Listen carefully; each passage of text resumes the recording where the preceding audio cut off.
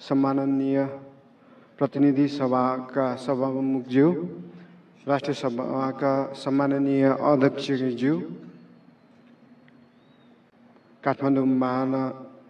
महानगरपालिकाका उपप्रमुख, विषयगत समितिका संयोजकज्यूहरू, कार्यपालिका सदस्यज्यूहरू, नगरसभा सदस्यज्यूहरू, प्रमुख प्रशासकीय अधिकृत विभागीय प्रमुख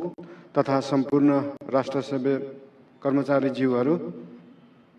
विभिन्न वडाबाट सांस्कृतिक झाँकी सहित पाल्नुभएका सांस्कृतिक तथा सामाजिक क्षेत्रबाट पाल्नुभएका व्यक्तित्वहरू, नागरिक समाजका अगुवाहरू, विभिन्न क्षेत्रमा ख्याति प्राप्त आज सम्मानित हुनुहुने व्यक्तित्वहरू, आम सञ्चारकर्मी, सुरक्षाकर्मी तथा यहाँ उपस्थित महानगरवासी, ज्येष्ठ नागरिक ज्यूहरू,